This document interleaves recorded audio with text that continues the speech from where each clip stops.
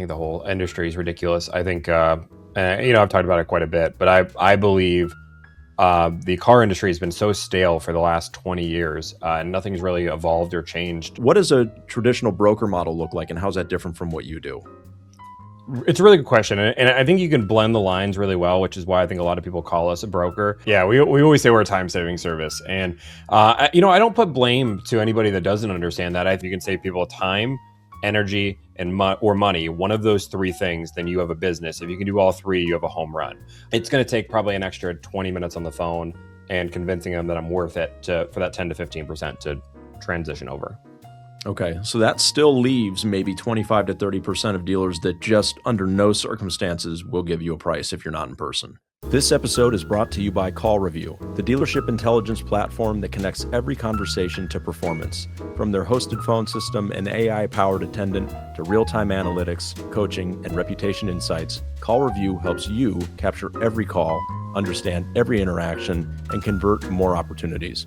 Call Review, where communication meets intelligence. For more information, visit callreview.com. Okay, welcome to the Doug Horner Show. I am here with Tomi Mikula. Am I saying that right, Tomi? Mikula? You are saying it perfectly. I've heard you say it so many times that I feel like I've got it, but better known as Delivrd. Thank you so much, Tomi, for being here with me today.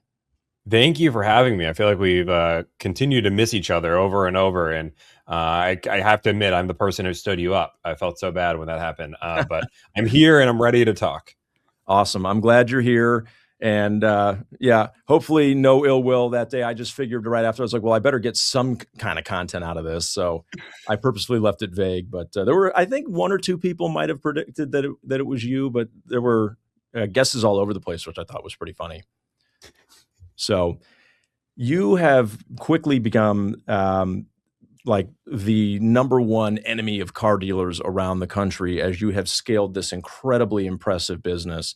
How do you describe, what's the elevator pitch to what you do? Because I know that some people describe you as a broker and you don't believe yourself to be a broker. I don't believe you to be a broker.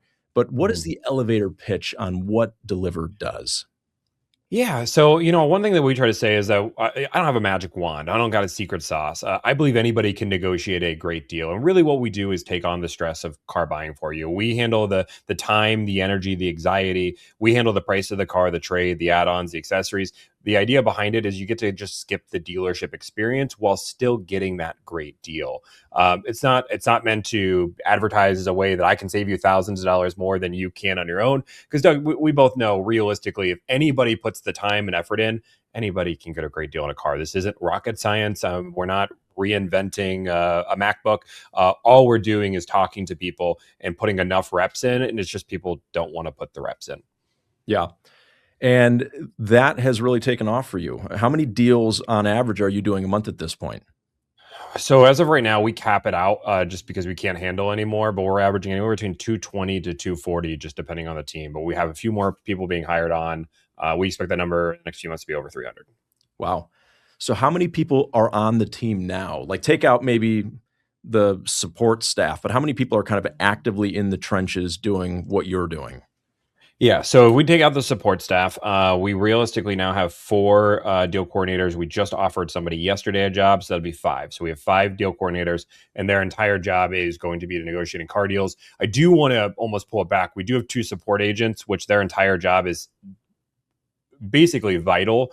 If they are not there, then the 4 or 5 deal coordinators can't work at the efficiency they need to. So I understand cutting that back, but they actually do a lot of the work, like setting up deliveries, setting up shipping, making sure paperwork goes smoothly, something like that, where you wouldn't expect the issues. We have issues all the time. Those 2 support staff are 24/7, making sure the clients are having that great experience in the dealership. Okay. And so I've talked about this on several podcasts already, several videos that I've done. As an econ major in college, the concept that just fascinated me more than anything else was opportunity cost and how people just don't understand it a lot of the time. And in this business, one thing that I have noticed, I don't know what it is about the car business. Actually, I think I do. I think it's that people hate dealerships so much that they will willingly waste a tremendous amount of their own time to either prove a point or to get that deal. I mean, it's just, I don't know. It's like this psychologically amazing phenomena where I've seen people that will go and buy a car they don't actually want to try to like prove a point to a dealer that they felt wronged them. But the point I'm making is that you are proving to the tune of over 200 deals a month, and you very publicly acknowledge that it cost $1,000 to work with you, that people would rather pay you $1,000 to take away the stress and the time commitment of buying a car and have you handle it instead, which to me, that's opportunity cost 101, which is saying I Yep. value my time and sanity more than $1,000. Therefore, I'm going to have Tomi do this for me, even though sure I could do it myself, but who knows how long it would take and how stressful it would be. Is that fair to say that people are trading their time and their sanity for $1,000? 100%. Yeah, we always say we're a time saving service, and I don't put blame to anybody that doesn't understand that. I think now that I live it and breathe it, I get frustrated that people don't understand it. But when I started the business 3 years ago, my brother has been a really good inspiration for me this entire time.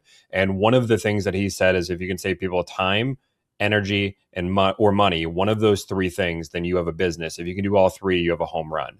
But the idea of saving time from somebody who worked 65 hours a week that in a finance office that put his own IKEA furniture together, that was always a grinder, which is a lot of people in car sales. I think car sales people are naturally grinders. They want to do things. The idea of passing that on to somebody else is, I don't want to call it demoralizing, but I think that type A personality does have that. So because of that, that opportunity cost, I think people don't really see. And it's not until you get to owning your own business and realizing that there is only so much time in a day that that opportunity cost starts to make more sense. Yeah, that's fair. So let's just go back for a moment here for anybody that doesn't know kind of how you got here.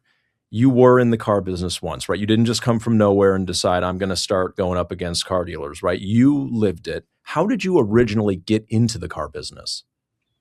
Yeah, that's a really good question. So I've been in sales my entire life. I started off, I don't know if you want to go all the way back from the start, Yeah. but started off at Subway at 16. I was kicked out, had to get a full-time job in order to pay bills in high school. Worked as assistant, eventually got promoted to assistant manager at Subway. And right next door, there was a Verizon store. And they always wore a tie suit. I always thought they were so cool. They're like you, Bo. But they'd always get the same sandwich every single day. And eventually I just got the courage to say, like, what does it take to get a job? Apparently the general sales manager was right there. He liked that I asked the question, I suppose. He said, come over in an hour for an interview. I wore my mustard stained t-shirt, ended up getting a job, left that day, never looked back, ended up becoming a manager of that store, becoming the number one Verizon store in the state of Iowa, which I was on a big state, but then ended up becoming the number one store in the Midwest, moved to US Cellular. Started doing that, but I just felt like there wasn't. I didn't love how that company was run. I didn't love everything to it, so ended up leaving that job and was in this weird moment in my life where I was like, do I want to continue sales? I've been grinding this for 3 or 4 years. I'm so young. I'm in my early 20s. Let me try a marketing job. I did the marketing job for 1 month. I hated it with such a passion that I said, I have to get back into sales. So I looked around. I was like, I just need to make some money at this point. I got to pay the bills. I'm going to go get as I saw it, and I feel bad at this point, the scum of the earth, easiest sales job I can get, guaranteed just to make some money so I can get out of this marketing job. And I remember I had a really good experience at a dealership called Delivrd Nissan Subaru. I remember when I went to go buy a car, it was low pressure. Everybody was nice. Everybody knew their stuff. And I said, if I'm going to work for one of those guys, I'm going to work for that dealership. I walked in, had my toughest interview process that I've ever done. It ended up being like 3 different interviews. I had interviewed for the job once before and picked the marketing job instead. They reamed me. His name was Mark Wallace, great guy. Still talk to him to the day, but he reamed me for an hour saying, why would I want to ever be your second place choice? You did not choose us. He made me defend every choice and really taught me the value of sales. Did that, got that job, and ended up falling in love with the idea. I think once you sell your first car, it's that high. I say It's like a drug. And you never look back. And there was never a world where I didn't see myself in the car industry. Interesting. Okay. So you had a kind of adjacent path to getting there. It's interesting that you worked at a Subway near a cell phone store, and that's kind of what started I mean, it's always interesting to me to hear the story, but it sounds like you were at an organization that I would say kind of do things the right way. Is that fair to say, as far as car Yeah. sales? Yeah, I mean, what I would say is that and I think eventually, and we can get into that later, they eventually lost a lot of the touch due to, you can call owners switching from from father to son. But at the start, I believed it was a very well trained organization. They valued training, they valued the process. Now, I will say some of the sales tactics they do were not the best sales tactics. It's not like your store that's a one price store, call it a day. I believe that's one of the best models to go through. It was still heavy negotiation. It was still heavy profits. It was definitely try to make the most dollar you can. And if somebody really likes an orange color, why not bring up an extra $2,000 charge because they really seem obsessed with that orange color? Right. That was the mentality, but it's building value in it. It was well trained profit sales. Got it. Okay. So, and I think that that's true in many stores around the country. So you worked your way up from sales, eventually you became a finance manager. That is a lot of the training that you lean on in your videos. What point did you reach and thought to yourself, I don't want to do this anymore, and I'm going to transition into this business idea? Because I know you and I have talked about this before, but for anybody else that don't, what was that moment in time and what finally propelled you to say, I'm going to go give this a try? Yeah. So I was in finance for 5 years. I was the number one finance guy in my store, was running great numbers, making great living in Iowa. It was awesome. Everything was great. And somewhere fall of 2019, I ended up reconnecting with my brother. And my brother had not been in my life for a long time. We separated at a young age. And when I've never been super close with my family, but when me and my brother connected, it was like the same person, which was weird because we hadn't talked our entire lives. Yeah. So we had the same drives, but I got to see myself like 10 years in the future. And it was kind of a mystery, everything he did. I really got to learn a little bit more about him and really got inspired to start my own business. I realized that I was at a stopping point no matter what. There's only so much money you can make at a dealership. I did have I talked to my brother. He said, hey, realistically, you're bringing in $3 million of profit for your owner. You're getting paid about $230,000. That's pure profit to your thing. You deserve some type of raise. You deserve more piece of the pie. You've earned it. You've been number one for 5 years. So I went to my owner, and I realized at that point, because my owner basically just laughed in my face and said, no, you're not getting more. He actually rewarded us with a pay plan change, which ended up making us about half the money that we were going to make. They changed that back 30 days later, but it was very clear where their mindset was and where they valued us. And I just saw long-term, this didn't make sense. So I started trying to think of my own business. I wanted to solve things. And the first thing I thought of was, let's help finance managers. I'll travel the country. I'll be a finance manager trainer and I will teach people what I do because I'm good at what I do. And then I just had one really bad day in finance. And if you're a finance manager, you're going to relate. I had 8 deals all in one day, all finance, all with leg. Everything was perfect. Everything was lined up. Everything was great. And I swung and missed 8 times. Every single client told me how much they hated buying a car. Every single client went through and told me that they didn't want to go through the process. And no matter what I could do, I could just not convince anybody to buy anything that day.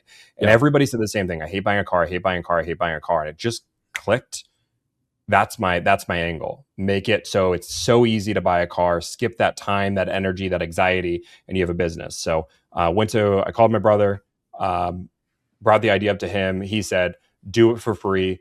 I started doing it for free and eventually fell in love with it, put my notice in and left. Wow. So at a certain point, this is all 2019? This is all so no, it started 2019 is when I reconnected with my brother. Okay. It wasn't until 2023 where the business actually started. Got it. Okay. I was going to say, wow, you missed out on 2019 might be it might be 2022 as I reconnected with my brother. Sorry, I'm getting old, Doug. My memory's not what it used to be. 2019, no, it wasn't pre-COVID, it was post-COVID. COVID was such a weird time. It really was. Yeah. I was going to say, I would be, if you had missed the whole COVID thing, I wonder if that would have, if this would have ever come to be. Right. But It's, because that was wild times in the car business. But yeah, so, I left in 2023. okay, got it. All right, that makes more sense. So you then, at this point, were you using social media much? Were you just a consumer of social media? Or at what point did you realize I can grow this business or effectively start it via social media? Well, funny enough, I didn't even understand that concept for a long time. When Delivrd first started, a lot of people don't know this. They can still see it on the website. It was a $2,500 service, and the idea behind it was skipping the dealership entirely. Was for high net worth individuals. Skipping the dealership entirely. We set up test drives delivered to your house. We did a needs assessment. We went through the full thing. You never spoke to the dealership, essentially in the entire process, other than to sign a few dotted lines. It was a much more intensive process. We also did searching nationwide, which we now do with our $1,000 service, but we didn't even have $1,000 service back then. So the idea of looking nationwide was a big deal. So that was a $2,500 service. And one of the things I noticed as I was doing this service, and we would have anywhere between a few clients a month, that people ask me the same questions over and over and over again. What is gap insurance? Should I buy gap insurance? What should I like between these two cars? So I was like, why don't I just throw some things on social media? So I have like a library of just answers that I can just throw to people. It Yeah. was never an idea to go viral. It was never an idea for advertising for the business. It was just a library of stuff that I could do. And maybe I get a deal out of it, call it a day. But eventually it took off in a major way due to one particular video. And ever since I've realized the value of it. Awesome. So you started off as kind of a full service end-to-end $2,500. What point did you realize maybe that isn't the best move, and then you kind of dropped it back to what you do now for 1,000? So when we went through the $2,500 service before social media, we were finding people through referrals. That is what we did. We did it for free. I did it for free for about 8 months. And the first batch of people, we asked them for a 2-hour interview, similar to what we're doing now, just asking about their experience, what they would pay for the service, everything else. And eventually got to the point where we're doing it for free. And we said, if you enjoy the experience, we ask you for an hour interview and to refer somebody that you would like. Once they referred that person for free, which was easy, we then did that referral bit and said, hey, we want you to pay the $2,500 for the next referral. So basically the next referral was, hey, we'll refer somebody, but they're paying $2,500. So I'm not doing it for free. You still get it for free, but I just need you to find one person you can refer to that would pay $2,500. Okay. And maybe give us a video online to tell us you had a good experience I can put on my website. And that's how we started getting clients, right? Just repeat referral, trying to do it for free, and eventually telling, hey, can you find somebody that's willing to pay for this? That part went really well. We ended up doing, I won't use his name, but there's a doctor in Minnesota that blew my mind, that fell in love with the service. I still talk to him this day. He's actually somehow connected with my fiance's family, which is weird how the whole thing went full circle. And they didn't even know until, anyway, he ended up doing the service 9 times with basically every family. He just started buying the service for people. So that obviously helped the company stay afloat for a little bit. So I thank him tremendously. But once we started blowing up on social media, when we discovered our client was referral, this was when they were in what we call the shopping phase, right? They were still trying to find a car. They had no idea what they want.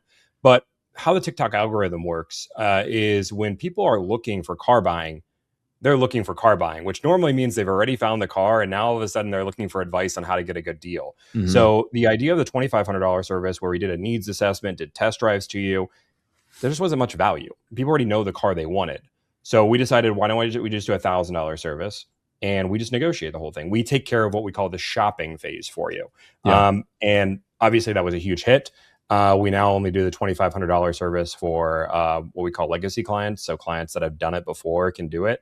And it's the $1,000 service where we live and breathe. Okay. Very cool. So when people reach out to you, I'm very curious about this. I mean, you've built now a pretty good network. I'm sure you have a list of dealers that are maybe friendly, that if you're looking at one brand, that they're going to be worth calling. But how often do people reach out to you and they give you just sort of like a make and a model? How often is it like, I really don't know what I want, but this is the genre of car? And how often is it like, I want that one at that dealership, make it happen? Right? What's that breakdown? So funny enough, we really only accept clients in the middle. Yeah. where the people that know I want a Grand Highlander, I want a Mercedes-Benz G-Wagon, I want whatever that is. When somebody doesn't know what they want, is more cumbersome to help that client out. They end up having a worse experience because they want us to negotiate 2 or 3 cars, which we would be more than willing to. But once you negotiate on one car and they're like, okay, I want a Mercedes Benz or a BMW, they now want to see the pricing on the BMW. So then you get them pricing on the BMW, and then they're like, I like the Mercedes Benz. Then you go back to the Mercedes Benz, that one's gone. You have to renegotiate. You're negotiating 3 deals. So Yeah. we don't help those clients. We make them pick a car that they want. And when it comes down to that specific car, we also tell that client we're more than willing to always call on that car. But one of the expertises that we have here is finding good inventory at a right price. So I can call that dealership and let you know the best price that I can get from them. That doesn't mean it's going to be the best price. And I always compare it with 2 or 3 other dealerships just so they have comparable models. But very rarely is somebody going to force us to only call one dealership and not allow us to call anybody else. Got it. Yeah, because I know that you occasionally have people that are looking for the very hard to get cars. I mean, those videos are always fun because I know that it's going to be a battle with the dealerships, but sometimes I wonder, do you even accept those people that are so locked in on one vehicle? And I think that, by the way, this is a huge mistake that car shoppers make that aren't using a service like yours, right? Where it's like they get fixated on the car and now they are married to whoever that dealer is that has it, for better or for worse. And that's where I think they oftentimes get taken advantage of, or they have buyer's remorse because they got taken for a ride because they were fixated on the car, not who they were doing business with. So it sounds like you're not, if they're that locked in on one vehicle, it might not be a good fit to work with you. Is that fair? 100%. It's one of the things. So we do 2 consults before we ever start negotiating your deal. We do a pre-consult and then we do an actual consult with 2 different people. And one of the things we talk about, and these are really short, they're 5 minutes, 10 minutes. And one of the things we do is feel out that exact question. And we let people know we're very transparent about it. This is exactly why, like 2 RAV4s that are both blue. I have to slow clients down sometimes and say, hey, I want to be very clear. There is, I'll pull up a search. There is 4,000 of these cars. That RAV4 you're looking for down the street drives the same as the one that is 5 miles away. I need you to understand the car you're looking for. I understand the dealership told you it's rare. It's not rare. And there's going to be times where we're looking for it. You know, we're doing really exciting car. We're doing a Ferrari SP3 right now, Daytona.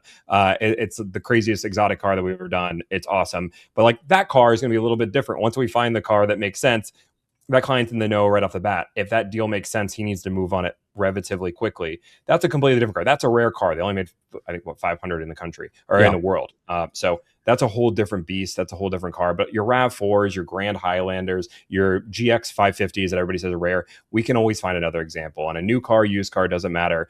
Cars are made in mass production. You can 100% find a different one. Yeah. And are you doing primarily new? Primarily new, about 70% new. Used cars, we just have to be very selective with who we choose, because with used cars, we're very transparent about it. It's not about money savings. It's about the actual value and what you're getting for the market. Sometimes I save a used car client $0. Sometimes I save them hundreds. Sometimes I save them thousands. But just because you save $2,000 off a used car doesn't mean you got a good deal, because it depends on where the starting price was. Yeah, no, exactly. Used cars, I've always said the used car market is much more efficient, and just because it's not being discounted doesn't mean it's not a great deal, whereas new cars easily replaceable. But Tomi, what do you say to the dealers that give you just endless grief, the ones that tell you that you're the worst and that you're ruining the car business or that you're trying to take money from them? What is your, open forum? I know, and not that you don't use your platform to do this all the time, but what do you say to those dealers that are just giving you a hard time? Yeah, I think sometimes you have to take a step back. I understand that if I was in the car industry still, I could see where their perspective is. But first off, if I call your dealership, let's be very real for a second. The chances that client was ever going to actually call you are next to zero. Realistically, that client probably would have gone to their local dealership, bought a car. So if I'm calling you, there's a chance that you have a lead that you never would have had. So the idea that I'm stealing something from you, I think is absurd. We've gotten pretty efficient to the point where, and I'll put this publicly, we do 200 plus deals a month. I have a database of thousands of deals that we've negotiated on. We have trackers in our internal systems to know what a good deal is. There's a reason when I go to a dealership, I want $4,000 off this car. It's not because I'm being unrealistic as some people think. It's because the data shows me that's the deal I get. So if you give me $4,000 off a car and I ask you for $4,000 off the car and there's no ads or anything crazy, I will just accept the deal. I'm doing 200 plus deals a month. I'm trying to be efficient with our time and my clients' time. I'm not here to do the back and forth in the games. Again, if you can't do the deal, just let me know up front. Hey, I can't do that deal. Our dealership won't do it. I appreciate your time. But if you can, and it's just coming down to not liking me, I promise you it is the easiest car deal you'll ever do in your life. Yeah. Okay. What percentage of the deals each month are you taking kind of start to finish versus your team? Because you have a team now. Is it a pretty even split, or are you still doing the lion's share? So as of most recent, it's been 50-50, where my team is doing about 50%, and I'm doing about 50%. The business model we have in today's world is every client has a deal coordinator that isn't me. And they have a deal coordinator support that isn't me. And then what I do is I just run through and actually negotiate car deals with random dealerships, get them for my team, get them to present them, call it a day, and then I'll call my clients or do something live. So right now it's 50-50. We are drastically working as we're trying to build the company. We have some really exciting things down the pipeline. We are drastically looking to decrease that number and just have the team take over the lion's share so then I can focus on a few other things. Yeah, I was going to say that sounds like a lot. Like it wouldn't be sustainable forever for you to be doing half the work. I mean, because I know that my time these days, for me to take a deal start to finish or even half of the way is very difficult, just because there's so many other responsibilities that I have in a given day. Mm-hmm. But lost my train of thought here. What was I going to ask you? When you're live streaming, is that the majority of the deals that you're doing, or is it just you have a set time that you're live streaming and you kind of put all of that out there and then you do a lot of it off camera? I mean, because I feel like the camera is on most of the time that you're working. Yeah, I wouldn't say no. I start my day at 7 and normally end around 12 to 1 a.m. So like I work a crazy amount of hours, 5 or 6 days a week, and then I try to take Sundays off if I can. So I've been working like crazy every day. So really streaming is only about 6 to 10 hours of it. But I try to do as much as I can negotiating. We're now to the point where we normally negotiate on deals. I guess if you're watching this interview, you'll know kind of the secret that my team is struggling with. We've noticed that people recognize me on live. They sometimes give me deals that we can't. So if my team is struggling with a deal, they'll give me that deal. I'll do it live. And there's a better chance that either I take care of it because I have the most experience, or maybe we get lucky. Somebody recognizes us. They give us a crazy deal and our clients are happy. So we're fine with either or option, but that's what we're doing a lot of the times with the deals we're doing live. So that's not the majority by any means. If you're doing 200 deals a month, we're probably closing 5 or 6 of them a week on stream. So it is, I would say, the vast minority being done on stream. Now, when you're calling these dealers, one of my favorite topics, I just really struggle with this one. I don't understand why the industry is the way that it is here. How often will people just refuse to give you a price because you're not physically there?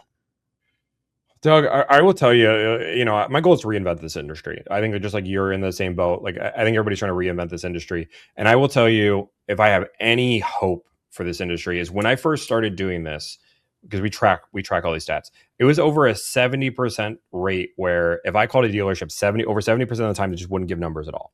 I had to fight tooth and nail just to get the numbers. That's insane. That number has gone down to about 40%.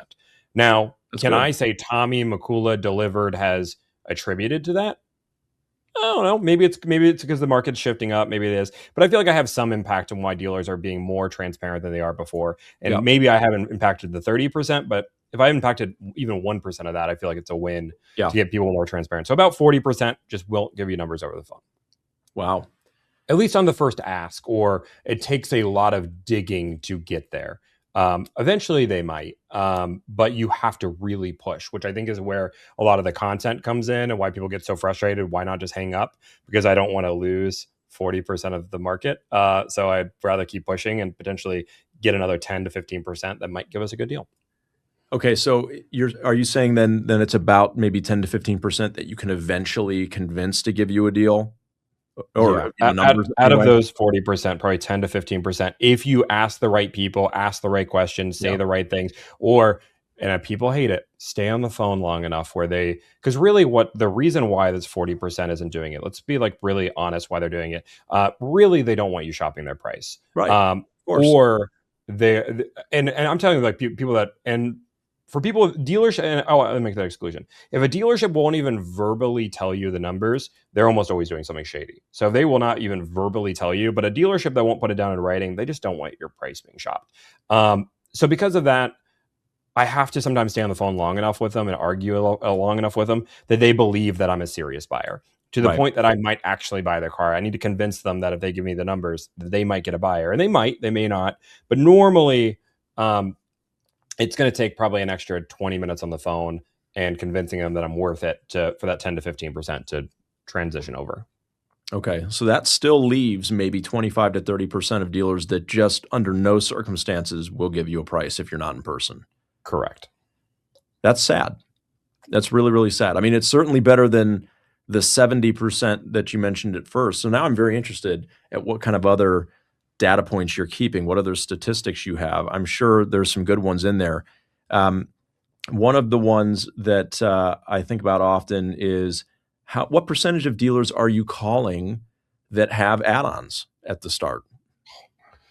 So regional, it's really the regions in the United States are really important. It's fascinating to me because it's groupthink, and obviously you're trying to be competitive with your market. But if I call Florida, it's 90+%, and Florida is a weird market. If I call Texas, it's 90+%. If I call California, it's 90+%. But if I call like the Midwest, if I call an Ohio dealership, if I call some dealerships in the Northeast, it's probably, if we go to the Midwest, it's probably like 30%. And if I call anybody in the Northeast, it's probably about 50%. It's way more than you think. And like I said, I always battle back and forth because I always try to see both sides. I know people always see me as enemy number one, but I always like to know, like, who am I facing on a day-to-day basis? And I believe that dealerships, when they added all these add-ons, were told that, that they need to add more value to customers. They need to add more value. So they were like, let's just find a way to add value and also profit. And It's a double tip, but like people don't see value in the ceramic paint that you're putting on there. It's valuable if it's good ceramic paint, but unfortunately, so many dealerships just have an 18-year-old putting it on there that might put it on, might not, and you're getting charged either way. Got it. So that's a pretty big number that have it. How often can you just not get it removed no matter how many times you ask?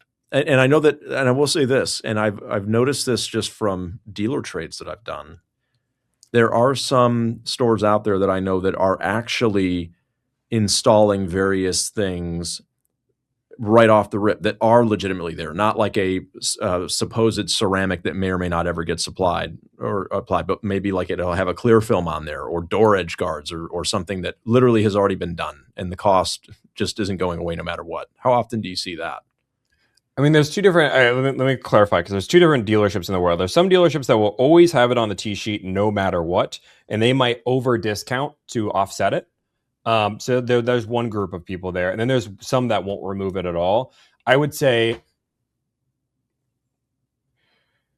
it's hard to bulk it, because if it's a Toyota dealership, there are some Toyota dealerships, I would say 50% of them would at least be like, they're not moving, they're not touching, it is what it is, they're not willing to budge at all. But if I'm going to like a Chevy store, like probably 80-90% of them will take it off if you push enough to get them to remove. If I go to a Mercedes-Benz or BMW store, probably 80% of them will take it off if you push enough, because I think that client experience is more important for the luxury side. Got it. Do you find that to be ridiculous that you even have to have these conversations at all? I think the whole industry is ridiculous. I think, I've talked about it quite a bit, but I believe the car industry has been so stale for the last 20 years, and nothing's really evolved or changed, which is sad. But it's ridiculous that things are designed for the dealership. And in most business models, there's competition, right? Yeah. We're talking about cell phones. I brought this example up before. I can buy my phone from Apple, or I can buy my phone from Verizon. If I could only buy an iPhone from Verizon and I did not have the option to buy it from Apple, we would see very similar things in the phone industry. But because I have that option to buy it from Apple, and Apple makes it so easy to buy this darn thing, I pre-ordered my thing while I was in Croatia, and I clicked 3 buttons while on the beach, or pre-ordered my phone, called it a day, and it was there in 2 weeks. That is why that exists. And because that option is not allowed in the auto industry, it makes it so everything becomes stale. Everything is biased to the dealer. And it's ridiculous. It's sad because of how big of purchases. This is $1,000. It's a lot of money, but it's not life changing. 50, 60, 70, $80,000 on an SUV, that changes people's lives if they pay a $15,000 market adjustment on a Civic Type R because the dealership told them that it was worth it. It's just insane. Yeah. Interestingly, you and I have the same mission. We just go about it in different ways, right? I'm trying to do it from within a dealership. You're doing it from outside of the dealership. But I realize sometimes that when this unexpected social media career has sort of come about, that what always drove me in the very beginning was seeing the inefficiencies that existed in the car business. And you can see them a lot more clearly once you're there. And I will preface this by saying that if you are working at a store that has a good process and does legitimately care about giving people good deals and making it easy, it's a lot easier to see the bad actors than if you're in a store that does it the wrong way. And I do feel bad for some of the salespeople that I hear on the other end of your phone calls, that it's very clear to me they got bad training and now they believe that the way they're doing it is the correct way, and they will defend it very aggressively sometimes, but it's like, to me, I can't help but think they don't know any better, and that's why they're defending it that way. Why do you think that the car business is one of the only businesses where consumers, for whatever reason, sometimes put themselves in positions where they just are like, well, they know it's wrong and they do it anyway, and then they regret it later, and it allows the dealer to keep on acting that way, right? Most businesses can't get away with that, right? Yeah. I do want to touch on one thing, and I'll answer that question, so make sure I don't forget about that one question. But I do want to touch on the point where you made, where about some dealerships and some salespeople don't know better. And I actually think that's why I get a lot of hate. I think once you're in the industry, you can be in the industry for 20, 30 years, being at one store, and maybe your store is like your store that does everything right, that's by the book. And because you are surrounded and live that, you believe that's how the industry is. Maybe you have a few friends that work at dealerships that are similar, but so I think when a lot of people see my videos, they just think it's fake. They don't think it's real. They think that there's no way a dealership would do this. And I'm only posting this 1 out of a million clip because it's like, that's what gets clicks. But in reality, like, not the minority of dealerships are good. There are good dealerships. I like what you guys do. I've talked about it. We've done deals with you guys before. I like what you guys I like what you guys are doing. I like what you guys are building. And they're good apples. But I think a lot of people see that their experience means that the whole industry is that way, and that's just not the case. Now, I did forget your question. I'm sorry. Can you repeat it for me? Yeah, it was. So the question was, why? Why do they get away with bad apples? Yeah, this is more on the consumer side. Why is it that you think that consumers put themselves in the? I mean, it's like bird's eye view. You would think that this is one of the largest people, if not, or largest purchases, if not the largest, for a lot of people that will never buy a home that they'll ever make in their life. And for whatever reason, when they encounter that dealership that's not acting in good faith, they proceed with the deal anyway, against their better judgment. And then later, they're mad about it, right? But in the meantime, because the deal happened, what incentive does that dealer have to change their way? I mean, it's like, that is like the part of this that I can't understand, which is, why do bad dealers keep getting rewarded with business, where in really any other business I can think of, if you're doing bad business, people just stop buying things from you, and then you go out of business or you change.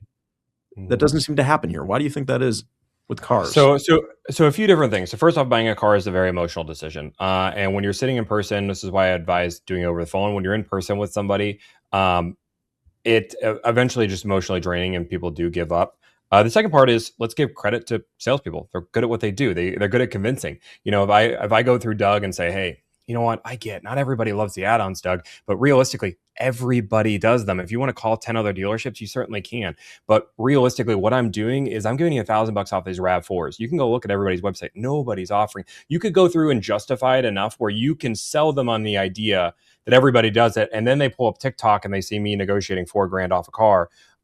And now it's like, oh, shoot, I got screwed over.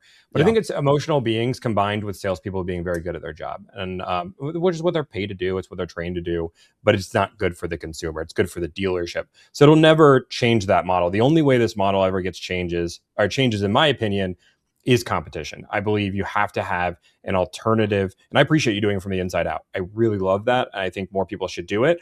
But I believe that until consumers have a alternative option to the dealership model, this will continue to exist. Okay. So you think it has to be not dealers getting better, but they have to have outside competition. Are you saying direct from the manufacturer would be the only option to solve that? So obviously, I believe Delivrd is an alternative, right? We skip that dealership process as Okay. well, but I really do think the easiest answer for everybody to put Delivrd out of business, if everybody wants Delivrd to shut up and go away, is DTC. You put direct to consumer, and you go just like an iPhone, side to side, and you give an option that I can buy and people are going to say MSRP, but I really believe it's going to be whatever the market value is in that car. Nobody's going to buy a direct to consumer Jeep Grand Cherokee. But make it so you can buy a car, skip the dealership, buy it in 4 clicks on my phone, or I could go through the dealership model, because now there's a clear value for each person. There's somebody who values their time, that just wants a good deal, that doesn't want to deal with this. And now dealerships have to earn their spot. And Yeah. their spot's going to be, in my imagining, is that premier experience for somebody who's willing to walk them through the features, go through things, walk them through which model they should buy. And that's going to make more sense to consumers, and it's going to make more sense for the business model. They're going to earn their spot. But as of right now, they don't have to earn anything. There's no, if I want to buy a G Wagon, Doug, I can't, I have to go to you. I have to go to another dealership, and I have to trust that every dealership's going to do things right. But it's the wild, wild west compared to if I could buy my G Wagon today from Mercedes, it would change everything. The way you would do business, the way your competitors would do business, would change dramatically, because you have to still earn my client. Otherwise, why not just go buy from the manufacturer? Yeah. Boy, you're going to get a lot of people riled up with that option. I think that the direct to consumer model is one that car buyers have clamored for a long time, and obviously dealerships have resisted. Um, it's I don't know. I agree with you that I think competition makes everybody better, and I think that there's some benefits to direct to consumer for some people. I think that there's maybe some fallbacks to that model as well. But And I will say, this is why I don't believe direct to consumer is a model that can stand on its own. I yeah, do believe that I think you have to adopt the cell phone model, where you have both options, because once you have direct to consumer by itself, you then go into all the falls that could happen. But once you have two models competing against each other, it just makes sense, because the manufacturer wants it's a good experience, because they want to own it end to end, because people are going to buy a car based on the experience. Hey, a GMC, oh my gosh, their customer service is the worst. I tried to order a car and it canceled 4 times on me, so I'm just going to go buy a Chevy instead. That is going to be a legitimate process. So people don't want that. So they're going to improve that process, make it better. But those have to work side by side. I do not think direct to consumer works by itself, and I don't think dealerships work by themselves. I think you have to have side by side for it to be successful. very interesting. So I'm going to try to not get totally all over the place here, because I can think of a million questions that I would ask you here, but there are a couple that I want to touch on. Yeah. So, what other options currently exist? You've got dealerships, you have a service like you provide, then you also have a traditional broker. How Mhm. would you explain to somebody that asks you, and I'm sure they do, what does a traditional broker model look like, and how's that different from what you do? It's a really good question, and I think you can blend the lines really well, which is why I think a lot of people call us a broker. Really, the best way that I can describe a broker is, if you hire a broker, there is a good chance that you may never meet the dealership. A broker is allowed to do the paperwork for you. You may that dealership may never talk to the client. There is a complete wall between where that can happen. Not every broker works this way, but they have the option to put a wall up that you never speak to the dealership, you never speak to the client. So you're putting full faith in that broker that they're giving you the best deal, and they're not taking money from the dealership, which, as we know, brokers can easily do. I've seen dealerships take thousands of dollars in their own pocket plus charge the client. So there's always this little bit of mystery. The best way to put it is kind of like a realtor. When you buy a house, you never speak to the other owner of the house. You don't ever deal with the other realtor. You deal with your realtor. Your realtor deals with it all. And there's pros to that For example, brokers have great relationships with dealerships in their local market. They could probably get a deal in 4 seconds. Like it is, they just have this sheet. They have a sheet of deals ready to go. For me, we have to hand negotiate everything. Now with our deals, we put it more to akin to a parent helping their kid negotiate a car deal. We negotiate everything, we prep everything, we get everything ready, we make sure everything goes smoothly, but you are still working with the dealership in the end. You are still doing the paperwork. And most importantly for the dealership, they have the option to follow up. So once we're done, if you offer them a great experience and you put them in their follow-up funnel, the amount of dealerships I've seen that have just said, okay, Tommy, we're done with you. Not that we don't have to, but I'm just going to buy my car from Scott at Ford is incredible. And now they're able to generate this relationship and call it a day. Obviously, be careful with relationships because sometimes they're great, sometimes they're not, and sometimes they take advantage of you. But that's the biggest difference is we can't do your paperwork for you. We can't do anything along those lines, but we're looking out for you by giving you that level of transparency. Yeah. And just to add a little color to that is people know exactly what it costs to work with you up front. And with a Correct. broker, I can tell you that you don't know. You don't know. Not forever. I know that there maybe is a broker model where they have kind of an upfront cost, like you or a predetermined cost. But a lot of the times, it is sort of, a dealer gives a broker a price, and then that price is then marked up to the end user ultimately. So, And I say I think right now because this model, this advocacy model, is really in the first 5 years. There's been a few other companies that have attempted it. I believe they haven't done it really well, which is where Delivrd came in.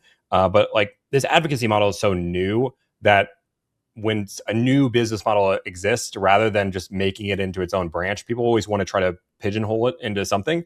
But the problem is the definition just doesn't fit. There's a reason why brokers are regulated the way they are for exactly what you're saying is you have no idea of the amount of money they make. And I know brokers that have asked for $4,000, $5,000, $6,000 fees on a Toyota just to try to get away with it from other Toyota dealerships to try to pocket that money. That's insane that consumers have no idea. And they might not even know the car is marked up because what a lot of brokers do is they do leases. Leases are really easy to hide money. It's really easy to move market or money factors. It becomes really, really easy for the numbers to kind of be shifted in a positive way. So you don't really know what happens in the dealership or the broker pockets quite a bit, which is also one of the reasons why I think a lot of people don't like me is because they say, oh, he looks like a broker. I don't like brokers because they make thousands of dollars on my clients. They negotiate crazy deals, pocket the savings, and I never even got to speak to the client in the first place. So I think that's part of the other confusion that happens here. Okay, so that's the dealer perspective, is they're treating you like a broker. Yeah.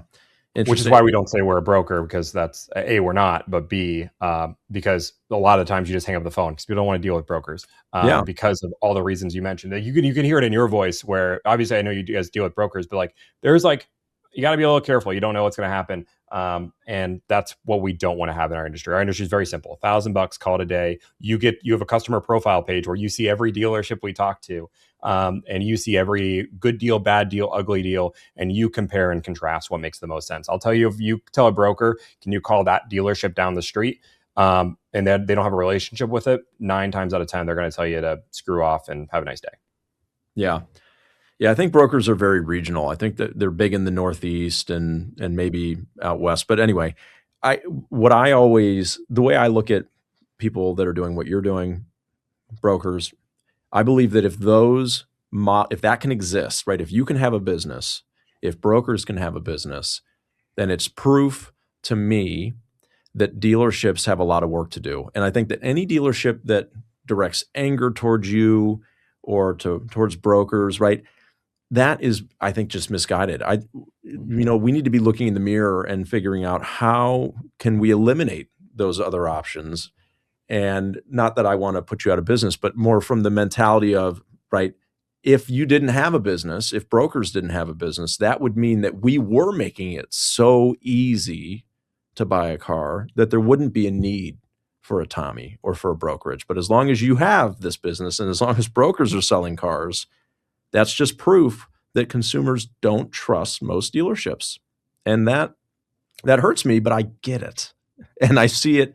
I mean, sometimes I'll play some of your phone calls in my morning sales meetings. And I can't maybe what I'll do is I'll pick one of your particularly good ones, and then I will film it for you. I'll film the room because it's Amazing. like some of the like my sales team is crawling out of their own skin watching just the misery, like just how miserable the interaction is that you're having, and it's really it's still so bad in so many places. It's sad. It, and I think it's bad when like you realize, and it's like I said, it's not only a dealership model, but like it disheartens me to see the amount of people that just say, well, if you just paid the original price, you suck it up, call it, overpay for the car, spend $10,000 more than what you should, and that's your answer, right? Like the answer for a lot of people is not, let's make the dealership model better. I think you're 100% right. I believe there's a world where Delivrd goes out of business. And it's funny enough, I just offered somebody a job yesterday. It's one of the first things we tell people when they get hired on. Like it's on our wall, so to speak. It's in our employee handbook. Our company's goal is to put ourselves out of business, to reinvent this industry in such a way that dealerships, the only way that they can succeed is by making it so easy to buy a car because we're costing them so much money. Like that's where we want it to be. So like we offered somebody a job yesterday. We said, hey, just so you know, this job might not be around in 5 years because car buying is going to be easier because we've accomplished our mission. Now, there's also another world where this model becomes so big that people don't even think about dealerships. They think about Delivrd, which is obviously another hope, but it's a possibility. And I don't want to be in this industry forever. I love selling cars. I love doing what I do, but I've learned by building a business, which is now a new passion of mine, is solving people's problems is profitable. That's a good thing to do. And I believe there's a lot of problems in the world that I can solve, but I have to focus on this one first. And once this one is solved and I feel confident, I want to move on to the next. Interesting. That's very cool. That's cool that you have that mission because, and I think a lot of people might in the business especially might say, oh, Tomi, I don't believe you, but I believe you. And I believe that, you know what I mean? Because again, if this is something, if you have that mentality of I want to solve other problems as well, then that would mean that you've got to solve this one first. And it's a noble cause. It really is. So just a few more things that I want to pick your brain on. AI. For the last year, it's felt a lot like a buzzword, but especially coming off of NADA and seeing the rate at which AI is growing and expanding and improving, it is a legitimate question. At what point can that start to spill over into what you and I do and start having, and have people just rely on AI agents to either work in dealerships or to help them buy cars? Is that a possibility? Yeah, AI is getting better and better every day. But what people, I think, and this is what a lot of big businesses, and I think right now the reason why AI is going so heavy right now is that there's a heavy promise of what AI can do and a promise of what it can change and what it can save business owners, that everybody is going all in because they see the potential. AI is a great tool for a human to supercharge themselves.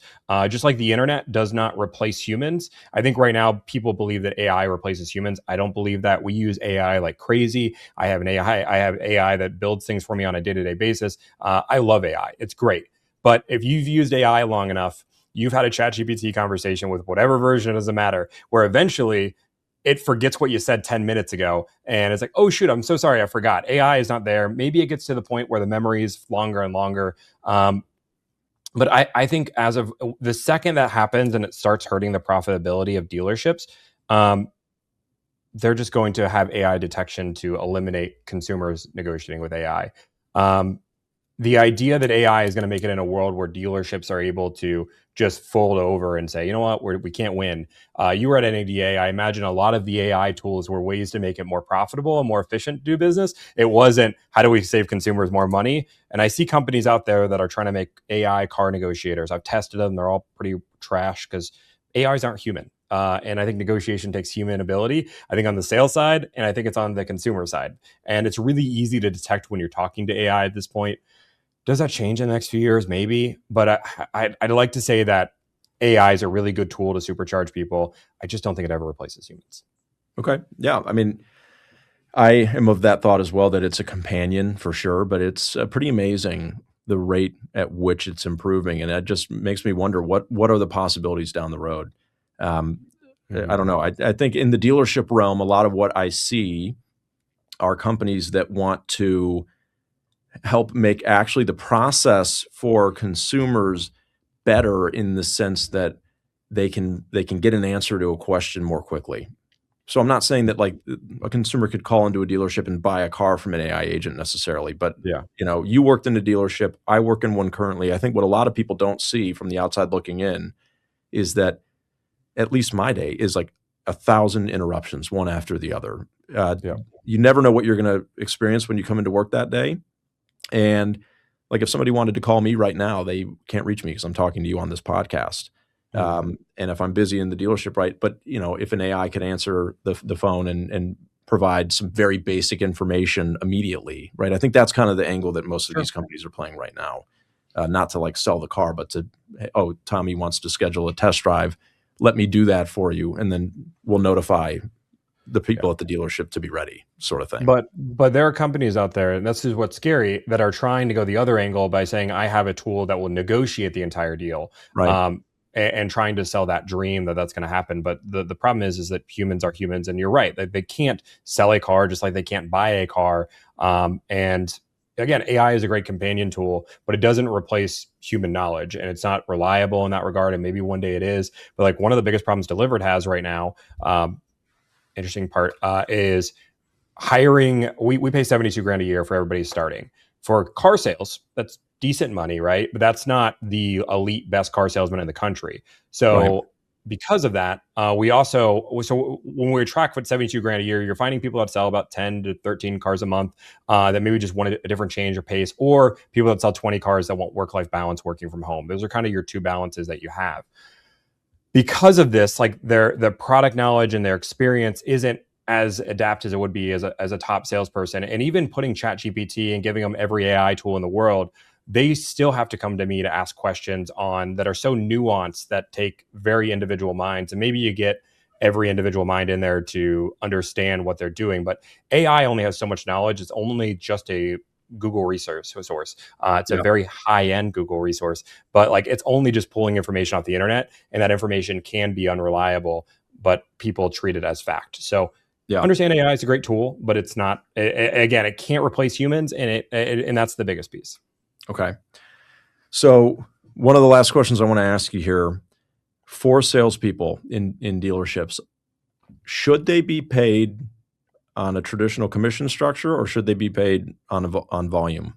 What is the better model for people who sell cars and for consumers? So I've battled this quite often. What I believe you should do is I believe the second you charge commission off profit, you now reward a behavior of, if you spend more money, I then make more money. And no matter which way you look at it, you are always, as a salesperson, going to have a tied interest to making the consumer spend the most amount of money while having the best experience possible. And there's always going to be, which way do you weigh? Some people weigh towards the customer experience. Some people weigh to more profit. Because of that, you're never really working for the customer, and the customer can never really trust you because they don't know which side you're on, and you can tell them everything in the world, but it's your job to tell them that you're working for them, because that makes you more trust, which makes you more money. It's like this yin yang that never makes sense. So in my opinion, if I was to open a dealership tomorrow, I would pay every salesperson six figures immediately as a salary. Let's just say 100, 120K. It's kind of where I believe the sweet spot is for that car salesman in a perfect world. And then what we would do is give bonuses based off company performance. So if the company does well, we would give bonuses based on that. So it's a team performance. Everybody's working towards that team goal. But I believe that selling cars should be a six-figure job, because it is one of the biggest purchases of their life. The expertise should be way better. I think as of right now, like if I ask a Mercedes-Benz dealership, hey, tell me everything about your competitors, they should tell me everything they know about the X7, everything they know about the Audi Q. They should tell me everything about every model and be able to be on top and be as knowledgeable as possible. I don't think we're there yet, but that's where I'd want my dealership, somewhere in that pay range. So no commission. Interesting. So you're not really saying volume or commission. You're saying salary, which is maybe, I don't know if there's any dealerships that really do that, but that's an interesting take. And I see the vision there. I do. I don't know how implementable it would be, but with the right people, I think you could do it. And that's the thing and that's what I've learned from Delivrd, right? Like I was in the same world where when we hired Delivrd, right, we could do per unit, we could do per savings, we could do everything. And what I realized really quick is you give people a really good work-life balance, you give people a good salary, and you say, okay, put it together. You are going to get some really good talent out there. And if you made it a 4-day work week and you made 100K a year, and you had a lot of control in your life, I promise you, the talent you're going to get is incredible, that Yeah. are going to work really hard for their clients. And the reason why they work hard every day is they don't want to lose their job because it's such a great job and such a great place to work. So yeah, mine's completely off the rip. I don't know if any dealership would be willing to do it because you have to really trust your people. And car sales, has one of the worst turnover rates in the world. It's like 80% the first year. Yeah.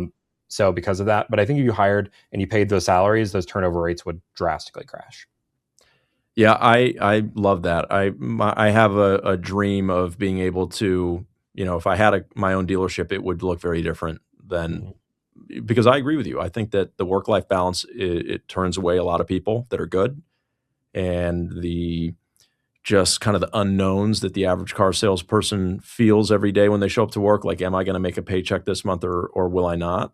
That is mentally draining. And I think when people are very mentally drained, they become unfocused. They are no longer good at their jobs because instead of focusing on what's in front of them, helping the client, they're spiraling about bills and whether or not, hey, I've only, think of it like this. It's the halfway through the month, you've only sold 4 cars. You're freaking out. Yeah. Now somebody walks in and you can't even be present with them because you're just like, I'm not going to make any money this month. And then you're frustrated when they just want to look and they're 3 months out and you feel like you're wasting your time right. rather than going through that full experience.